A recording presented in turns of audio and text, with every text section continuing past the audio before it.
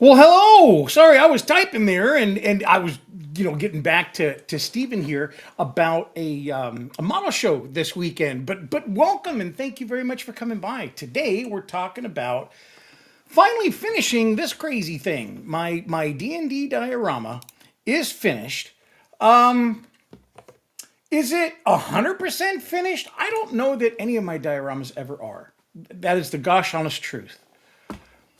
It's really hard, and I think you hear this from a lot of people. It's kind of hard to finish a diorama. You're adding all this detail and stuff like that, and for me, there's so many different areas and so many different rooms. I don't know if it's done. What I do know is it is done to the point where you can play it. It's a D&D diorama. It's meant for playing D&D in. Let's take a couple of looks at it here. I put together some slides of, the fact that this is about my favorite book and my favorite author and my favorite world, Magemia, based on this book that I read in the 80s. And in building this, it was really me diving into this world that I've had up here, well, since the mid 80s. That's when I started reading these books from Raymond Feist. And I'm sorry, I'll go back one. I started reading this in the mid 80s when I was in the military, and there's so many books with it and so many other characters, and he did multiple series and all this stuff, that it's something that I was able to read for, I don't know, 15, 20 years, meaning that, the continuation of his different books. And so, I'm immersed in that world of that book, and there's been no movie on it. And I mean, there's dust jacket covers and things like that for the books, but there's no real imagery to interrupt the the images that I built in my mind by reading this book. And I think that was a really fun thing in starting this diorama a year ago to include. You know, I didn't have any visual references. I didn't have, a bunch of like a movie or a TV show or an illustrated book or anything, to go on. I just had the wonderful memories from reading the book, inventing the worlds based on the author's descriptions and stuff like that, the character development, all of it. That's why it made it such an amazing project for me. I hope that came across, because one of the things that I like to talk about, of course, is building dioramas. I mean, that's what this whole channel's about. But it goes well beyond that. It's the joy of creating something out of your mind, not being out of your mind, but you know what I'm saying. You're creating this thing just completely out of the ether, your imagination and stuff like that. And that's what I loved about it. So you'll notice I got some pictures here today, and so we're just going to kind of roll through some of those pictures. We're not going to go through the whole year build today. I'm going to kind of go through and highlight a few of the cool things that I found, along the way, were either challenging or something I hadn't done before. But it was really kind of, I needed to do this to get across the story I wanted to tell in the diorama, and get the right look for the right look for the diorama. I'm just all excited. And so that, I think, is a fun part that when you're building a diorama, you can think about. It is a journey in your imagination. Even if you're building a diorama from a picture or a historical reference, or like my case, a book, a favorite fantasy book, you're still having to create this little world. You're having to create the imagery that you want to communicate to somebody else, and without having someone else's drawing, without having someone else's illustration to kind of set the mood or whatever, that has been the funnest part about this particular diorama. All the other dioramas I've had like reference pictures, even if I didn't necessarily look at them for the particular thing I was doing. I started off with one idea, and it was driven by like maybe a movie or a video game or an image or even box art, on your model. Well, this didn't have that. So anyway, that's one of the things that I love about diorama building, the creativity of it. And this one for me was huge in that regard because like I said, I didn't have any reference material. So I got a couple more questions or comments here I want to show. Hi Bill, it's going to be a model show to see all the builds. I didn't have any entry. So I did want to talk about this real quick because Stephen, thanks very much, Stephen, by the way. Stephen is local here in the Seattle area, and he's going to be going to the IPMS Seattle Spring Show, and it's this weekend. It's tomorrow. I got it. Now, I'm not going to go, and I have my own reasons for that. It's just a bunch of stuff going on. But if you're looking to go and see, number one, a lot of models, if you're going to see or you want to see some of the best modelers, this is not hyperbole. There's some of the best modelers in the world in Seattle. I'm not joking. I'm not trying to, blow smoke or nothing.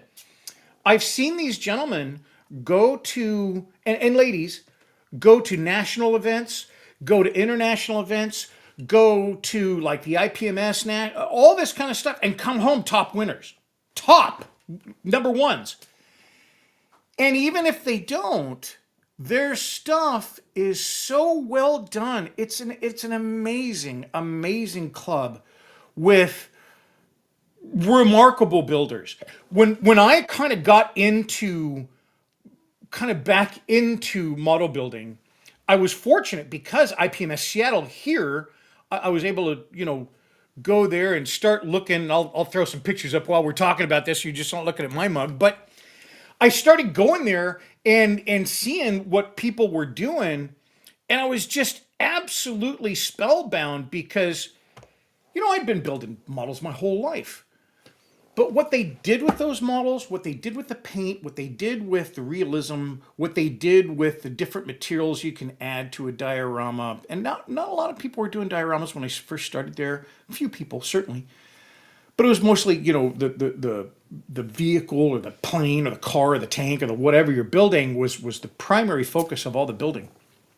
But I'd never seen, except for maybe in magazines and online, up close, how people achieved those things. How people actually went in and accomplished something that I thought was some mystical art. I was painting on my models, sure, fine. But I never had a great example. And then I got to start talking to some of these amazing modelers and just a few techniques and do this instead of that and maybe that instead of this. I'm telling you, folks, if you haven't had that experience, it's wonderful. If you don't live near where there's like a club or something like that, please reach out, because it doesn't necessarily have to be a formal meeting, and it doesn't necessarily have to be a bunch of people. There's like 150 some odd folks in the Seattle IPMS. It's huge. It's a big club, and lots of clubs throughout the U.S. are like 15 or 12 people. So you don't have to have this massive club. It's just about that connection and speaking to folks and talking about techniques and talking about the similarities that you have in trying to do your chosen craft, which is modeling or diorama building or miniature building or just being creative. So I really think IPMS or AMPS or these other clubs are quite valuable. And then, of course, the culmination for a lot of them is a show, an annual show, or they travel to another show and like the whole group will go or something like that, which is really fun. Well, the thing about that is when you go to these competitions, you're going to be inundated with all of those ideas that you never thought you could possibly have. You're going to see people do stuff with colors you never thought would look good. And it does. And you're going to see things that you're like, wait a minute, that doesn't look like somebody built it. And this is a hard statement to make. I said this once to a great builder, Steve Hilby. I said, it looks manufactured. And I didn't mean that in a negative way whatsoever. What I meant was it looked like an iPhone when you're pulling it out of the package. It was perfect. And I don't know. I know I've never made a perfect model. I've never done a perfect paint job. I've never done perfect weathering. I've never done perfect tracks on a tank. You know what I mean? I've never done perfect. It is 100% my goal. I think perfection and striving for perfection is very worthwhile. I'm not one of these people say, oh, I'll never get there, so I'm not going to try. No, not at all. I'm very, very much you gotta keep an eye on it and go toward it. Well, to be able to see people that have taken on that and accomplished it, absolutely amazing. Absolutely amazing. And that's the kind of things that you're going to see at these shows. No joke. Folks, I mean, I worked on my diorama we're looking at today for a year. There's folks that will work on a vehicle for a year or two. One vehicle, this little thing like this. And it is that dedication.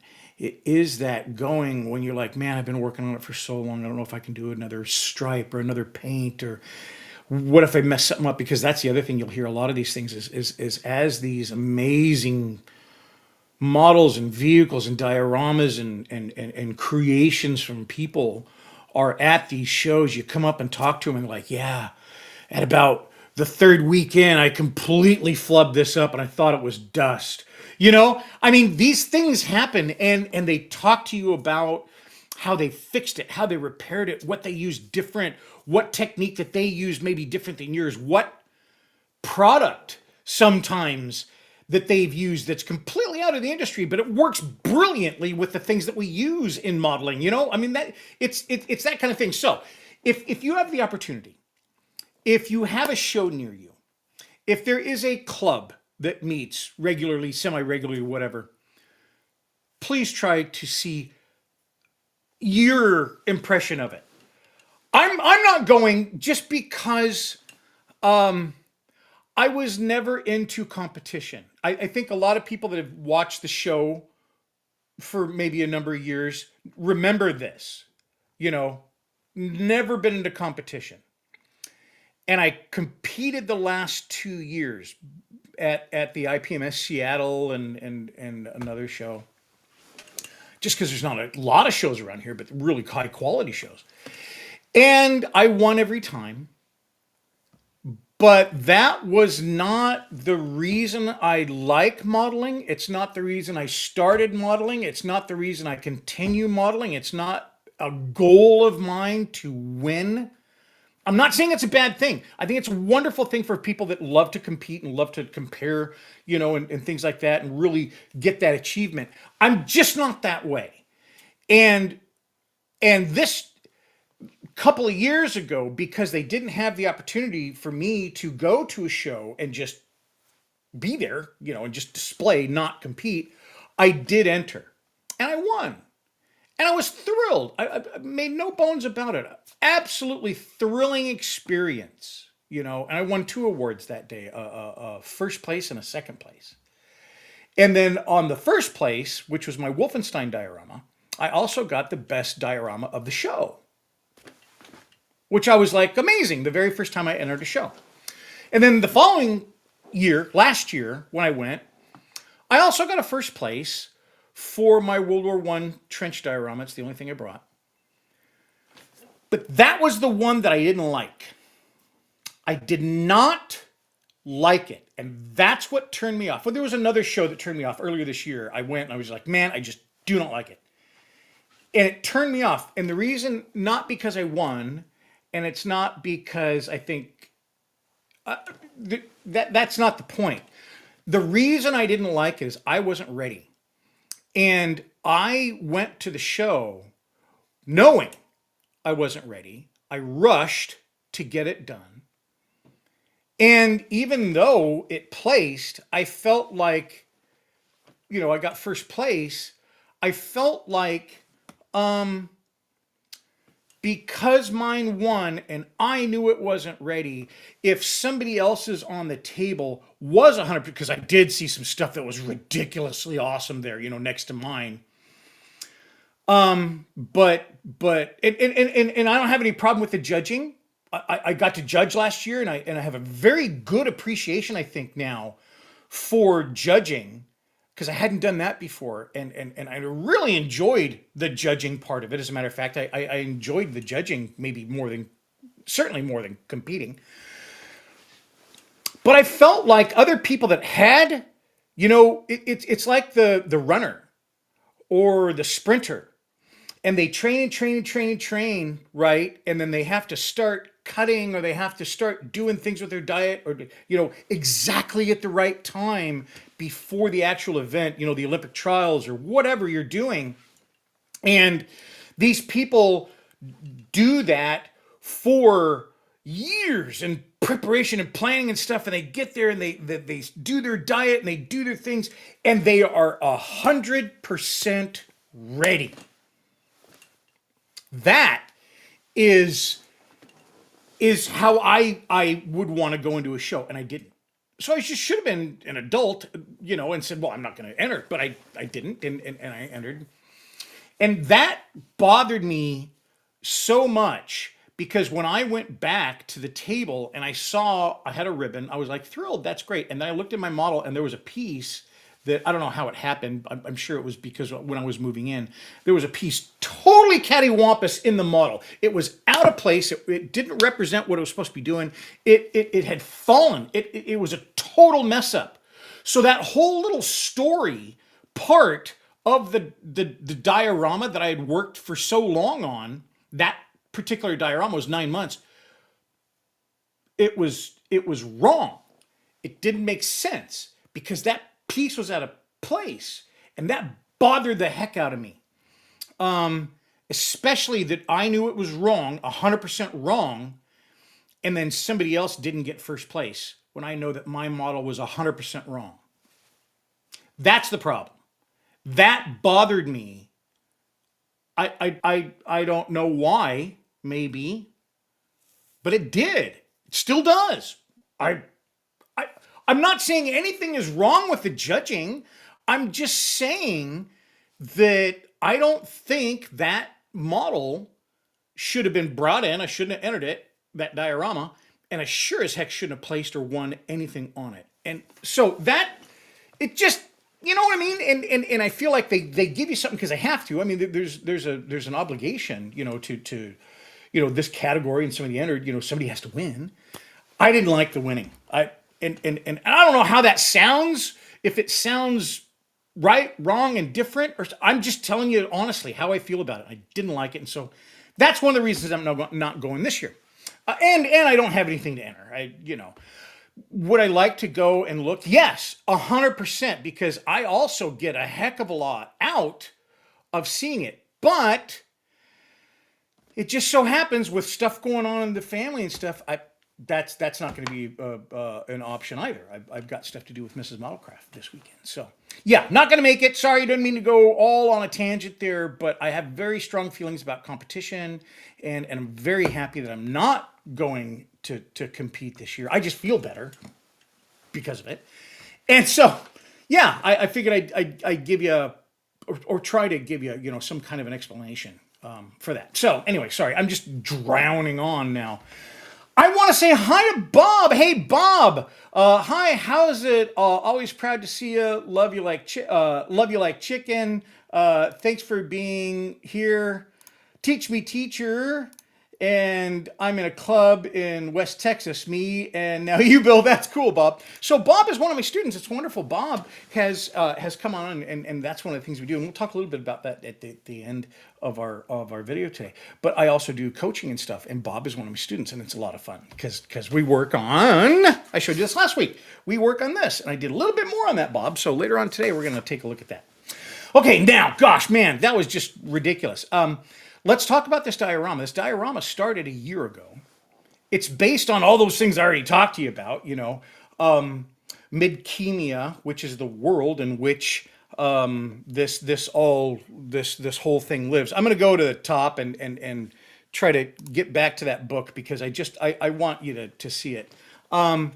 Midchemia is the world that this book is within. Raymond E. Feist is the author. The book is called Magician. It's a two-part book. It's apprentice and master. And I just got to tell you, these kind of books, if you're into fantasy or if you're into gaming, if you're into anything like that, I think it's just amazing for ideas for dioramas. I hear a lot of folks saying, hey, I'm not sure exactly what to build and stuff like that. Well, get out of your box. Don't build a military. Don't build an aircraft. Don't build something that you know how to do. Push yourself maybe and try something different. And that's what I did here. And I got to tell you, I absolutely loved it. So that is Magician. I love the look of this. I started taking some of these pictures. Hey, Will's here. Hello, Will. Jordy Models made it. Thanks so much for making it in, Will. Appreciate it. And I imagine you're going to be there this weekend. I hope you can make it. I started on this a year ago. I keep on backtracking. Sorry, folks.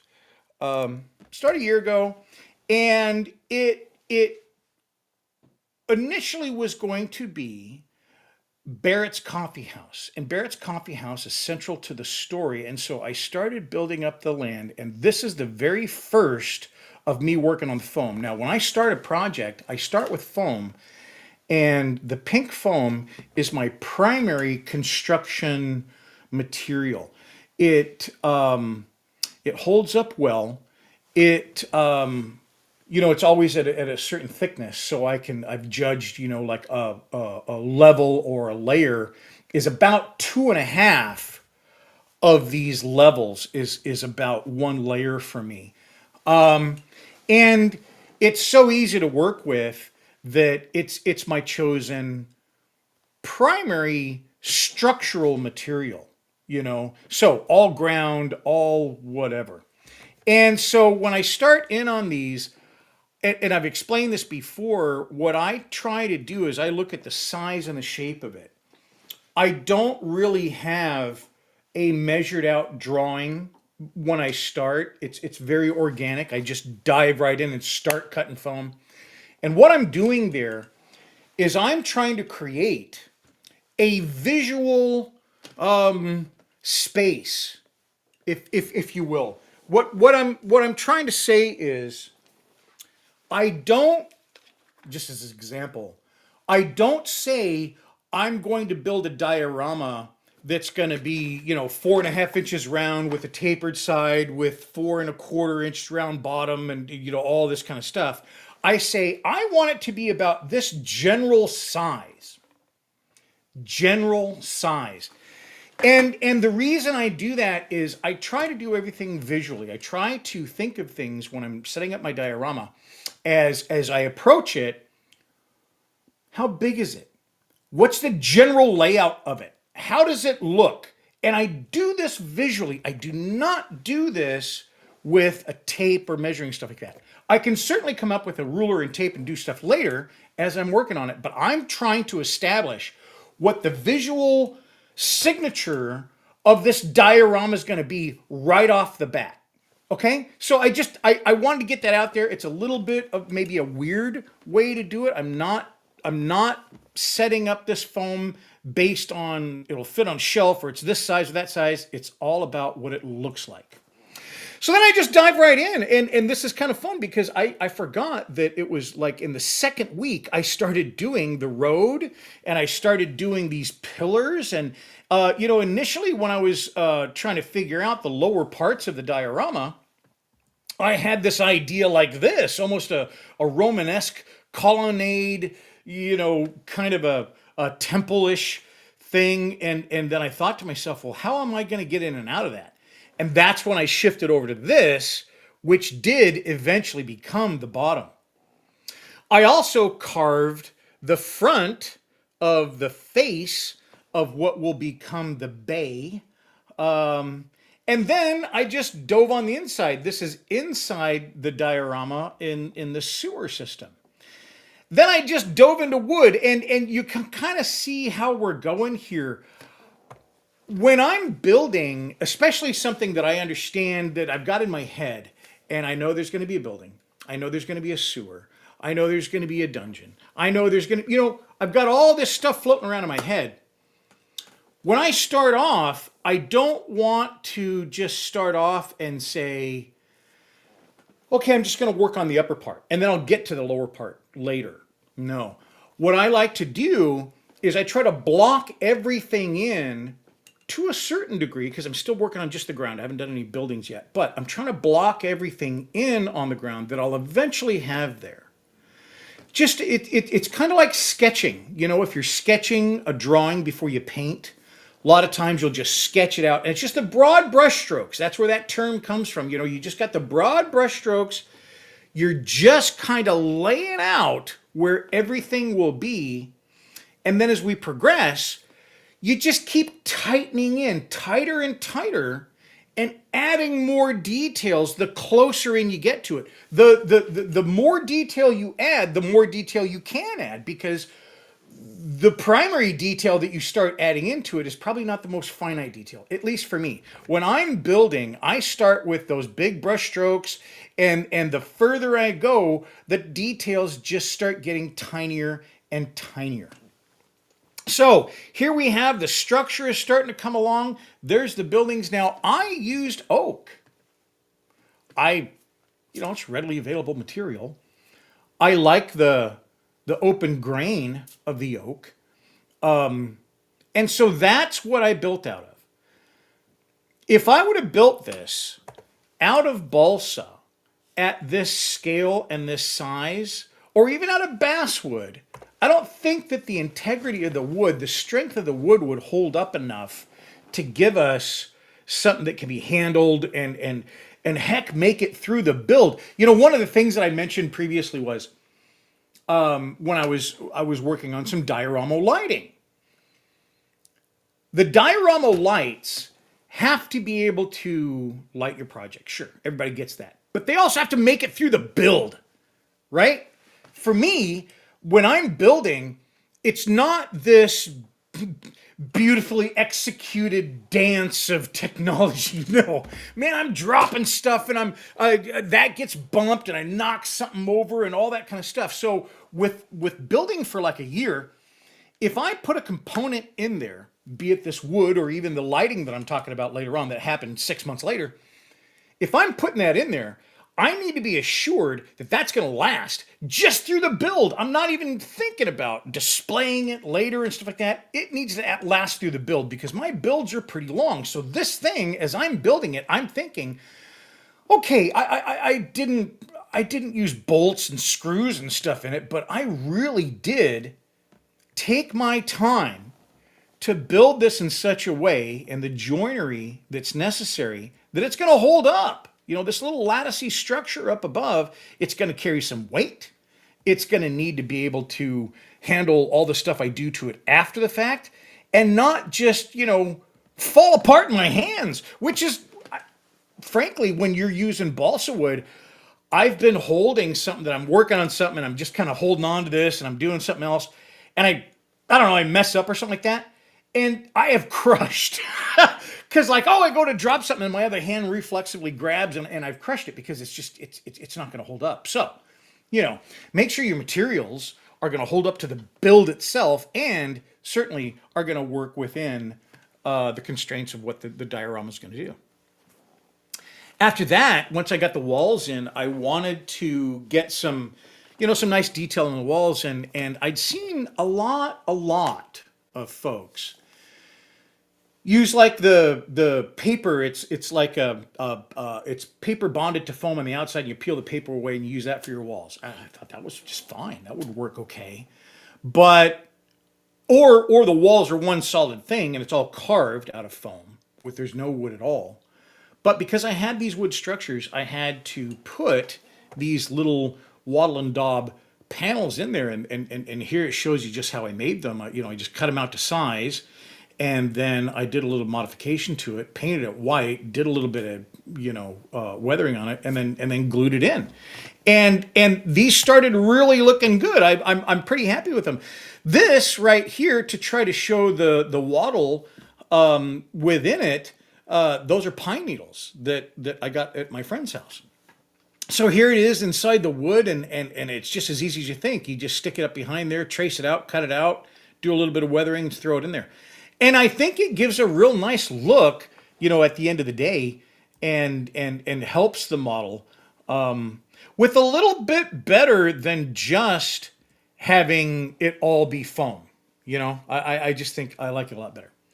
These are shingles. I did real shingles on the roof. I made my own shingles out of some really, really thin veneer. I had to redo the middle section of this roof right there in the middle. If you look real closely, on this side over here, if you can kind of see where I'm pointing, that is really low, and it is going to hold water. And I had a great comment from somebody saying, hey, if you leave that area like that, it's going to leave water and it could puddle, and you don't want that. You need actual drainage off of a roof. And you're like, well, it's just a diorama. Who cares? Well, I care, because I think that you're picking it up as an observer. You're going to see, well, they wouldn't have something like that. And I do a lot to not destroy the image that I work so hard to create. We've created this image, we've created this fantasy with building the other things. It's so easy to just destroy that that fantasy, that image that you've built, you worked so long with just one thing. So that was, I thought it was important. So this, you see, the roof line in between the two peaks there is just way too low. And I just tore it out and redid it and got the better slope there. And the reason it was there initially was so that you could have a place to get up on the roofs. You still can, but that's part integral with the story is having someone running along the roofs at night, causing mayhem, thievery, whatever. It's just part of the story and something that was necessary. So that's why I put it in. Oh, dokers. I'm trying to advance here and it's not advancing. So there's our finished roof. I really like it. And then I did the rest of the building, and then it was time for doors and windows. I built these doors initially closed. That door right there, that's the front door to Barrett's Coffee House. It's closed. I did go back later and make them functional, just because the rest of the diorama, yeah, just looked better, So here are windows, and this is the door before it's functional, but I did, again, go back and make it functional. As I'm doing the windows, I found a really nice way to make leaded glass. And, I had someone this week actually look at one of my older videos and say, hey, why didn't you use wire? And I like the idea of wire, and I did think about wire. But in making these leaded windows, what I'm trying to do is two things. Number one, you need the little separations. That's your primary thing. But number two, when you look at those, what's supposed to be lead, going across the windows in this crosshatch pattern here, this diamond pattern, they need a little bit of relief. They need a little bit, they need to stand proud of that glass just a little bit to cast a little bit of a shadow, to look like it's just not painted on. Because if it looked, I thought about painting them on. That was the reason I didn't. I mean, I could have done this basically the same thing that I'm doing right here, just reverse it and then cut into it and get those and then shoot it with black, and then I've got my pattern. But that wouldn't give me the relief that I wanted. And I got to tell you, in scale, this tape, because all this is black tape. It's just like blue tape, but it's black in color. No difference. So it's a little bit low tack. It's not really, really high tack. You put it down on there, it sticks, and when two pieces go over themselves, they lay pretty flat. Now here, the whole thing about the wire question, why not use wire? Because I have 32 gauge wire and it would look kind of cool and give you the thing, it would give you the relief. Well, the problem I had with it is this. Let's see if this will work. This is like a stir stick for like a coffee stir. When I put another piece of wire over it, I could not get it to lay flat. It would go up and over. Okay, that sounds fine. Well, when we look at this, trying to do that many times on that little pane of glass, which is about, yay by that, I was not able to put literally enough pressure down so that I could get the wires to make contact as it went over the other wire. So I had these gaps. Here's like the primary wire, then there's another wire going over here in crosswise. I'd have gaps between there and I couldn't close them up.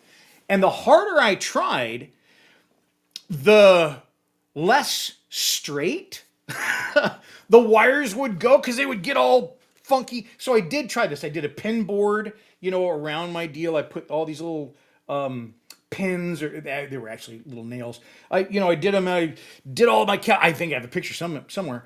Did all my calculations, everything, and then strung it and all that kind of stuff. And I just couldn't get it to adhere. Now, and then I bagged it, and then I figured out the tape method, and I went through it, and it went great. Because after this is done, after this tape is all applied, what I do is I cut it away, and then I'll apply Future, the clear Future floor wax. And what that does is it puts this seal right over the whole thing to include the tape, sticks right over the tape, and you get this beautiful surface that goes from the glass over the tape back to the glass. There's no bubbles. There's no, because that's the other thing that was happening with the wire. There's no nothing. It works great. I would recommend this method for you. And I'll this is one of those things where I'm building videos on. There's a few things as I'm going through. It's like, oh, that's a video, that's a video, that's a video about a how-to video, and that's part of what Bob does. He's in our courses. So that's what I would say about that. It's really important to look at your materials and stuff like that. I found the best material for me, for my application, even though maybe something else looked like it would have worked. So, okay, so I'm just dragging on that. Built these here, guys. There it is with the frame around it. Here's me just putting more frames on it. I did do a front and back frame, so it is a sandwich deal. These guys I painted because I wanted some stained glass. It was just some acrylic. It worked great right over the Future. And then I did another coat of Future over them. Those go on the opposite side of this little window on the top floor, and I just love the way it looks. And these are all the windows I made in that little sprint. And I think they look great. I think they came out wonderful. Doors, panels, walls. I started building those. These little hinges were fun, and that's one of the things that's great about building this stuff. I'm looking up how those things were built. This we'll go back to it real quick. This is called a rat tail hinge. And it's a real thing. It's two loops that get literally hammered into the wall. And then you've got this one that goes up through the bottom, and the end of it's hammered off, just like you can see here in my diagram. And then it goes in, and then it either screws into your door, leaving that little rat tail that goes in the hinge, or it can be hammered, and they bend the pin over, stuff like that. It's an ancient type hinge, and it was just really fun to be able to recreate that in scale for the diorama. So that was a lot of fun. This is a ballista. I wanted to have, this is where I started thinking about story a little bit more. How am I going to work the storyline to this? So I made a little ballista, and it was real fun. It's non-functional, obviously, but it was real fun to make and started me on building the smaller details in the diorama. I built a lot of furniture. I built a bunch of chairs. Here's where I dove into a Savonarola chair, which I've seen these chairs my whole life. It's an ancient chair. I never knew it was called a Savonarola chair. So I got to learn about that, and I made a little jig, a little pattern about how to make these. I made a couple. I can make some more in the future, but that kind of stuff was fun. I ended up making 14 chairs for the entire diorama. I did a little chair sprint later on in the build where I built 10 very, very plain type chairs. Here is just a little standing desk, and while I'm building these things, I'm kind of ripping through basically the first 6 months of the build with these pictures. You'll notice I said earlier I'm just skipping all around, but I think that's one of the things that makes it really easy and helps me stay motivated on a longer project is not doing the same thing every day. I will skip around. I will say, look, yesterday I worked on that and I could just continue today, but I just want to do something a little different. That for me makes a lot of sense, especially in a very long diorama like this. It was a year in building. I think you need to,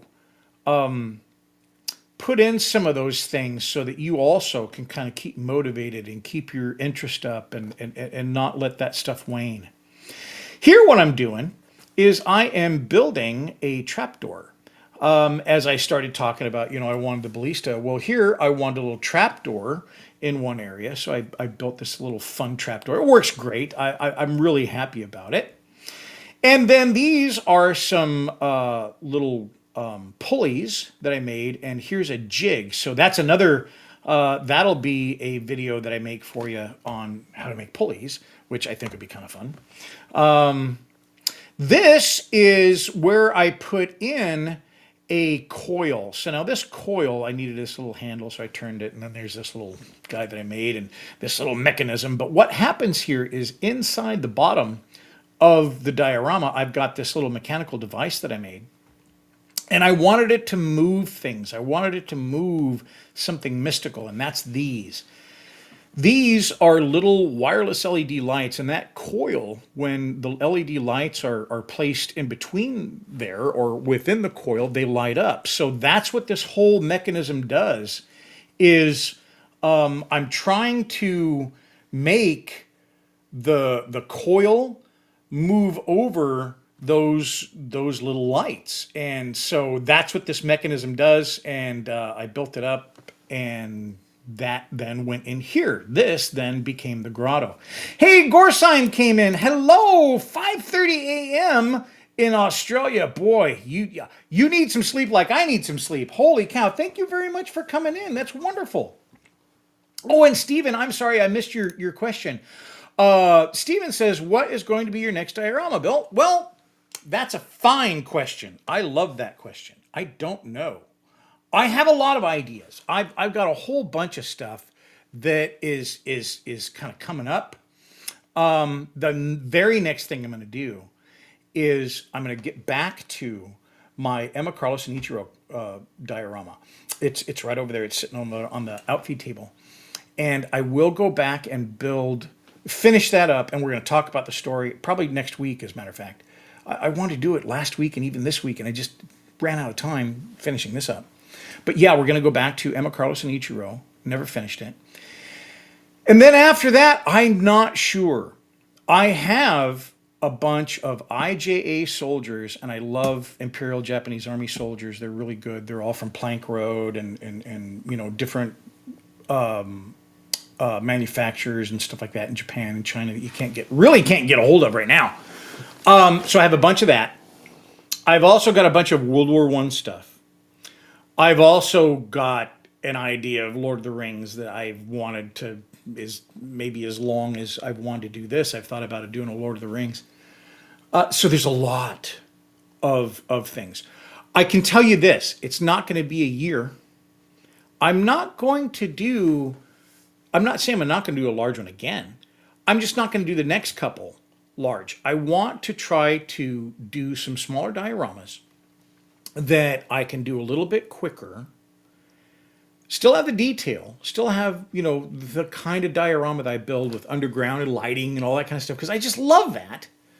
But I don't think it's going to be quite this big, because I want to be able to get through a diorama a little bit faster, because there's so many subjects that I want to build that, doing something like this can, just really put that off, So yeah, I don't know exactly what, but most likely going to be going from that, but not as long. Definitely not as long. But thanks very much, Stephen. I appreciate it.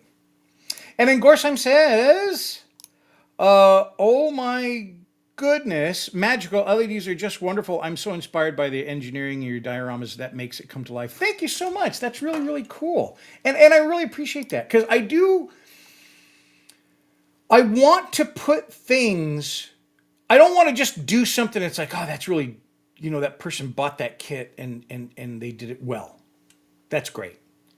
And I strive for that. But what I'm really thinking is I really want to do something scratch built. Number one, I love scratch building, and something that's really cool looking. I thought this was really cool looking. I'll go back to it real quick. This was just fun.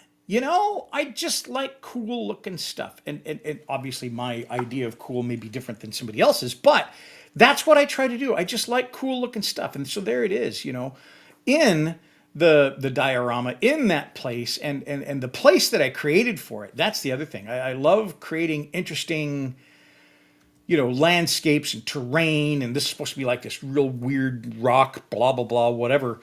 And I just loved creating it. So that is going to be a big, big deal in going forward. It's not necessarily what I want to build. It's how can I decide on something and then have fun with it and put things in there that you maybe not expect or just for fun. So that's kind of where it's headed next. And I know I got a bunch of pictures of this, but you don't get to see this bottom area without all the stuff in it. And now it's kind of in shadows because in the diorama it's underground, but you can really see this temple, this lower lowest level here, I think really well. And then there's a pit in the back of it, and we're going to see some more pictures. Here's some more things that I added to it. That's a little lift, but all this stuff, that's what makes it fun. Now this is kind of fun because that's just a piece of 1/4-inch acrylic, and I use that to make these torches. See those torches on the back of the wall?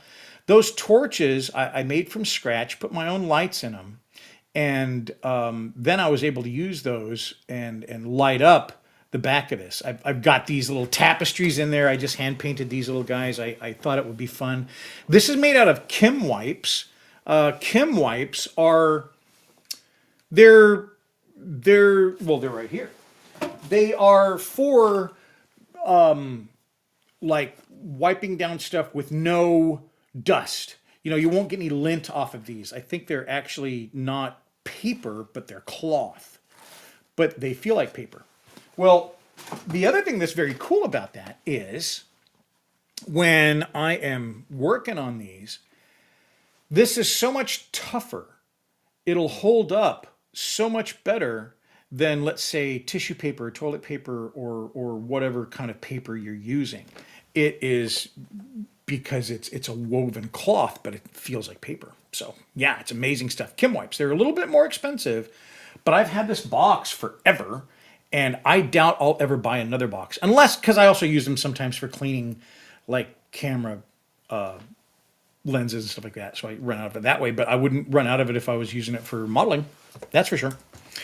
Now I start working on the individual little rooms in here, and this was fun because I had the idea that I wanted the room to fit, something that had already been bored out. Then I started working on the pier. Wanted to hand tie all that, make it look like a pier that had been built and rebuilt. Then I started working on the inside of you see what I mean about jumping around? I'm not jumping around because I didn't get my slides in order. I'm jumping around because that's how I built. I really prefer that build over here, build over there, go to this one, go to something next. It keeps it fresh. It keeps it where this area here, I did a bunch of mud work in preparation for water. This needed to dry, so I could just put this off to the side and something else, work on something else for a while. So that's kind of how I build. It's not maybe as linear as you might think. And I think that is a bonus because it helps me stay focused.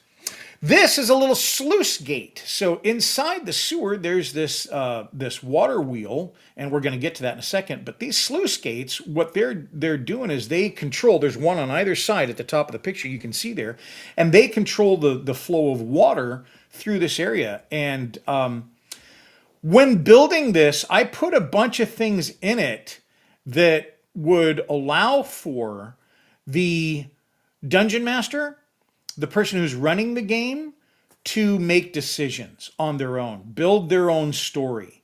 Now, what this is this is a gate underneath there. Underneath that, there's a little gate, and so that's what the water wheel does. Is it controls the opening and closing of that gate, and that's one of those things you have to figure out as you're playing through the game. Very simple linkages. Here, we are working on the floor for the bottom of Barrett's, and I'm really happy with this wall. This wall is not one that I did by hand. Well, I did do it by hand, but I did it with punches. I did it with punches instead of, like drawing. So this is one for Bob, if Bob's still on. So Bob, when we built this together, I'm working with Bob to show him how to do, some of the kind of work that I do. A different way to do that process is this. This is more of cultured stone. And what I've got are, and I'm going to grab them here real quick. What I've got are a series, and you can buy these. I saw Rick Lawler, do a real smart thing with them. And basically he uses old paintbrushes, because the ferrule on a paintbrush works the same way, but I just happen to have some brass tubing. And so all you do with your brass tubing is you square the end. It's not very difficult to do. And then I sharpen them, because when I'm using them, and they're just used as stamps, just you see that wall right there, I'm just going in and I'm stamping the big ones first. Once those big ones are stamped, then I can go back in and do the smaller ones. But if you don't sharpen them, it doesn't, you want it to actually physically cut the foam. And if you don't sharpen them, it won't. It'll just kind of make an indentation. So you could do that with brass tubing. It works great. You could do it with steel tubing. They'll probably last a little bit longer, because even though it's just foam, it'll wear out a little bit. But if you have an old paintbrush that's been blown out or you're done with it or whatever like that, you can take the ferrule, take out, the brush from the end of the paintbrush, remove that, open this up, and you can make a stamp out of one of these. And it has a handle. So that's just a great, and you can buy them. Sure, you can buy them. But I like, I kind of like making my own stuff. Okay. And then Gorsheim says, yeah, I have been holding a lot of broken brushes. This is going to be perfect. And I love that it's so fast. It is so fast. You can, this wall took nothing to knock out. Oh, yeah, 10 minutes. But then when you go back and paint it and stuff like that, and you're picking out all those different colors, it looks really, really good. And I'm real happy with how it came out. So then I started putting in some of these little details. Now, these details are great because these are not, I didn't make these, but these are cast from Value Gear, Steve Munsell's Value Gear. And they just look great in here. And they're not meant for this, but they look wonderful in it. These barrels, Mrs. Modelcraft located online. I had a great comment earlier today that I responded to. Someone said, man, you really need a 3D printer. And fair point. Yes, for what I do, a 3D printer would work great. I have one. It's a little older. It's fine. It works great. I don't have them right here, but what I do with it is I primarily print skeletons. I can make pretty much everything I want. And the comment, of course, that someone said this morning, what you need a 3D printer is because I was showing some rats, because I got some rats, and the rats aren't done yet. But he's like, man, you need a 3D printer. It's like, yeah, I love my 3D printer, but I just don't seem to use it. A 3D printer is a neat thing. And I think the newer ones these days are better than mine. Mine's about 4 or 5 years old. But it's the chemicals. I didn't like dealing with the chemicals. I didn't like the smell. I don't have a permanent place to put it. I mean, in my big shop, I could if I really wanted to. And if I were using it more, I would, but I don't. So it just goes into a cupboard. And so when I pull it out and get it going, blah, blah, blah, and it's fine, I print some skeletons and I just put it away. The whole reason is, number one, I didn't want to have to learn a new program. I mean, it's just being lazy, I suppose. To get a nice print, you got to invest some time. And I like investing that time in learning something that I do by hand. Whereas I can pay someone to purchase their barrels, like I did here, because these barrels I purchased online, and the rats I purchased online, and Mrs. Modelcroft found them and stuff like that, and which is great because she's like insanely good at researching. If I ever say I need something I can't find it, give her 5 minutes. I'm not. That's not joke. 5 minutes, she's found it. So she's really really good at finding stuff online that I'm looking for, and I feel like I'm supporting them. You know, if I bought like the little pack of rats that I bought, there was like 8 or 10. If I bought the STL, set up, printed, did all the hoo-ha that I had to do, I don't see that that's any cheaper whatsoever from what I paid for them because they weren't that expensive. And I'm supporting somebody else doing it. So I love 3D printers. I think there's a great use for them. I personally just don't have an affinity for 3D printing. I much more enjoy building by hand, and those things that I do need 3D printed, I can just buy them from someone else. And because typically it's something very small. I think I want to say I paid $8 for those rats. $8, you know, and good for the person that printed them because they did a great job. And I might have had to fiddle with them a little bit. I'm super happy with it. And Bob says, you can't drive me away, and I'm almost keeping up. That's awesome. Those resins are really no joke, as I prefer to support a small business. Yeah, and I totally agree with you, Gorsheim. Those resins, they're nasty. They're noxious. I did not like them. And there are new ones that are better. Like I literally have the same resin from when I started that I bought with the thing. And they work great. There's nothing wrong with it. They haven't gone. They said, look, these last about a year. It's been 5 and they're fine. So yeah, I agree with you. I'm supporting someone else doing it. I want them to live their dream, and if it's 3D printing and they can do that and they do a great job, which both of these folks did, I'm happy. Another one is cats. I have some very small cats that I'm going to do for Oscar. Oscar is my shop cat that passed away a year ago. And of course, Ghost is my shop cat. He moved in as soon as Oscar passed away. And so both of those folks I put in my dioramas too. And again, they did just such a nice job on printing those. I got a bunch of cats. I'm not going to buy cats or print them. So there you go. But yeah, if the kind of modeling you do is, and you want to use, I think they're great. I got nothing against them. That's for certain. You know, for certain. I was going to say for sure and then certain, so it came out for certain. I don't know. Maybe shirts then? Okay, let's see what we got. We are looking at, this is the basement. And this is a fun thing. You're not going to, you know, if you don't know the story, but on the top shelf there's 3 crates over there, and they're full of oranges. And that is just something from the Midkemia stories, the oranges. There's this one guy, Nacor, and he has this bag, and he can always reach into this bag and pull out an orange. No matter what is happening, they could be in the middle of the desert, something like that, and he pulls out an orange, and it's just fun. And this is where they come from. So that was just kind of fun. Bob says, thought of one 3D printer. Very nice to know. Chemicals are not my friend. Thanks. Yeah, exactly. And that's, for me, the same thing. The chemicals, I'm really not liking it. I saw a post this morning of a gentleman that looked like he had maybe worked for Edward, and he's got all kinds of stuff for casting. So medical conditions because of casting.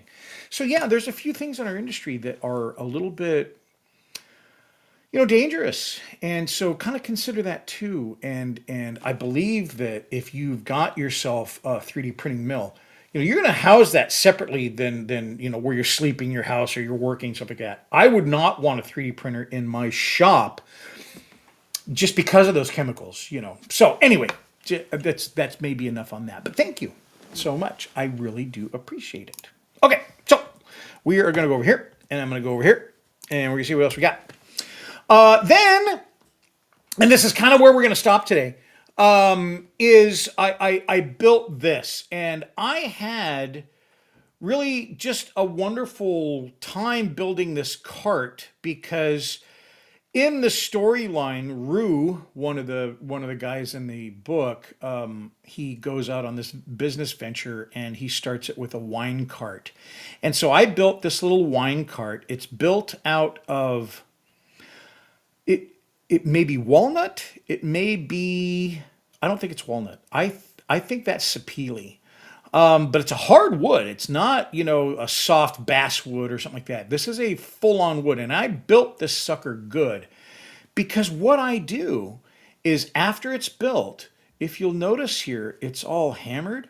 Well, what I do to get that effect is I take it over to the wire wheel on my bench, and I'm actually using the wire wheel on the wood, and it's tearing the heck out of it. So I want to show you a video. It's only 3.5 minutes, but I want to show you a video on building this little cart and weathering it and painting it. It's on my YouTube channel, so you can see it if you want. But I thought it would be fun to watch because it really shows, how you can take something scratch built, clean, pretty nice, and make it look super aged in one go. So here we go. We're gonna give.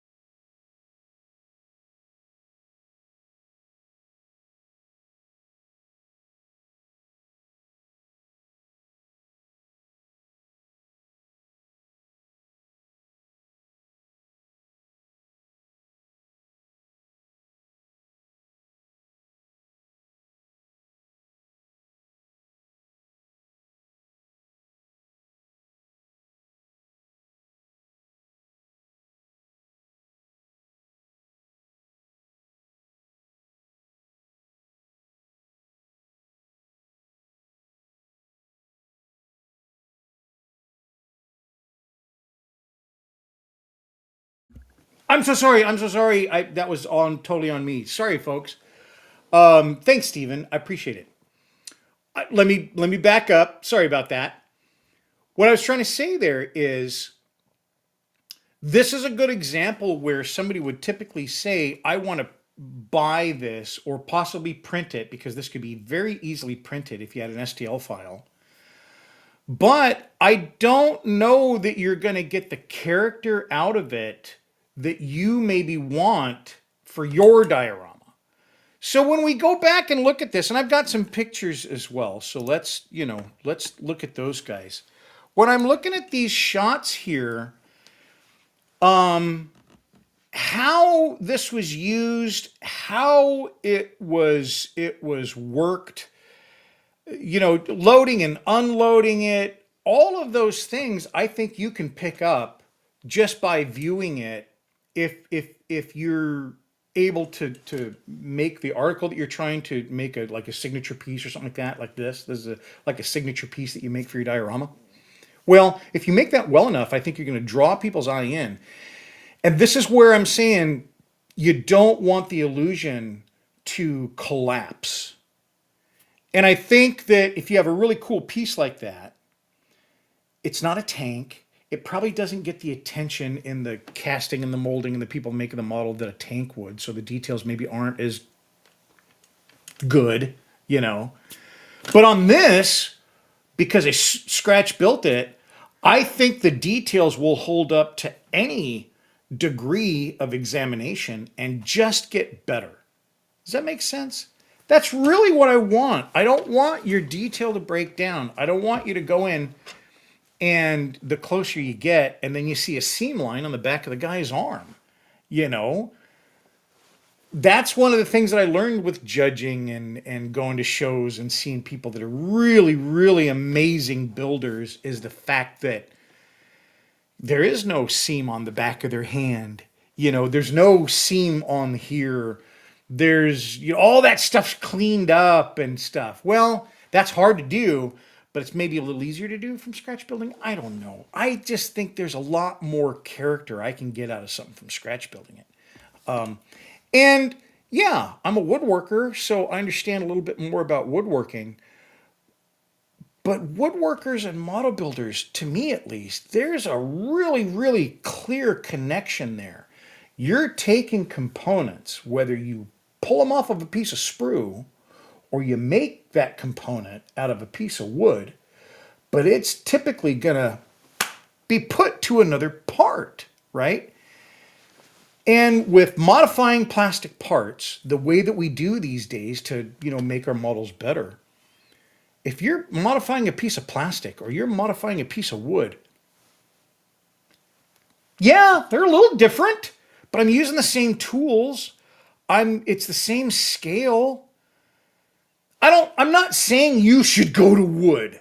I'm saying I have a background in woodworking, and it relates really well, I think, to scratch building and models and dioramas. And if you have an interest in woodworking and stuff like that, give it a shot. I really think that there's something that can be done with scratch building that you could probably do it with modifying a plastic kit, and doing all your PE and doing all your stuff. I don't know. I think that it feels a lot better to do it out of real wood. I love doing this stuff, and it feels like I can really get in there and give it a piece of what I want it to look good.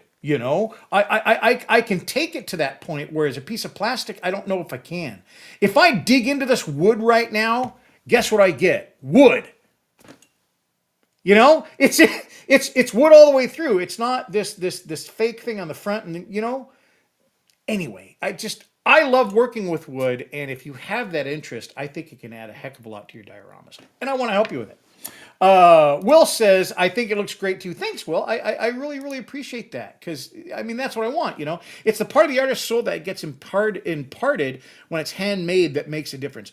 I believe that. I have oops, I didn't mean to do that. I have, like some other stuff that I've built over the years that that really, really calls to me. And I think, when you build something like that out of a scratch material, my hair's just going bonkers today.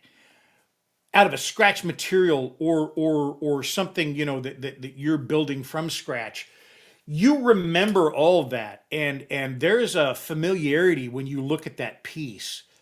Yeah, I don't know. I just really, really enjoy it. And you can have that with a model too, because I've seen some amazing modelers. I am truly impressed when I go to these model clubs and stuff like that. It's not like, oh, they're okay. No, it's not like that at all. You go to a model club around here, anywhere really, because there's people everywhere that do that. And it will up your game. It will change your perception. It will open your eyes to new techniques. Yeah. I don't know. I'm just going in circles at this point. So let's go back to our slide and see where we are. So anyway, love this little part. It's just one of the funnest things, and I am going to be doing videos on that, and that's, I'm going to turn into a commercial now, because one of the things that I'm doing, like with Bob, is I instruct and I coach on building stuff, and so that's one of the things that I'm doing a lot of these days. So here is the finished diorama. I've got some nice pictures I took yesterday. I'm not done. When I take pictures, it's not set it up, take some pictures, put it away. I'm not like a, fancy schmancy photographer. My brother is a professional photographer, right? So he knows exactly what it is. My dad was a professional photographer. Goodness. The only one in the family who does know how to take pictures is me. So I got to take my time, and I've moved my lights around. I'm so blessed because I have some really super cameras. I got some great lenses from my buddy Tom, my best friend Tom. He gave me all his camera stuff. But I'm going to be continuing to take pictures. And when I take pictures, I really try to find those pictures that you don't expect, that you don't see. It's the low angle, the high angle, the obtuse, I really, really get into it. And it's fun in here. I turn the lights out. I got my lighting on. I got my backdrop. Ghost is running in and out with all kinds of prey. It was just a bad day yesterday for small animals in the yard. But it's a lot of fun. And so I'm going to be doing that and taking more pictures and things like that. And so those will come up. And of course, I have to start building full length videos about the build of this diorama. That's typically, my process. I will build it. I'll do shorts during the build. But when it finally is finished, I want to, come back and show you the pictures that are done and all that kind of stuff. So I'm working on that. So last thing, I got my diorama coaching. It's pretty much the same slides I had last week, and I just wanted to get that out there. That's one of the things that I offer now is coaching for folks learning to do scratch building or diorama building or perspective or whatever you want. One of the fun things that I'm doing right now is we're building this. This is a class that I'm doing with Bob. These are his pictures, and they're gorgeous pictures. And what we're going to do is we're building some facades and things like that. And then what I do is you tell me what you want to build. I build it. I film it. And then we get together and do it together. And so that's kind of where we're at. Bob, today we're going to be looking at your questions, but we're also going to look at that wood because we haven't talked about wood yet. And it's going to be fun. Patreon did relaunch. I'm very, very happy with it. I've got some new members already, so thank you very much. Bob, I don't know what I did with your name there. I'm so sorry. I messed up your spelling of your name there. So now you are Bod Harris. So, Bob, you are the Bod. You're like big man on campus. So I'm very sorry. I apologize for that, Bob. I didn't mean to mess up the spelling of your name.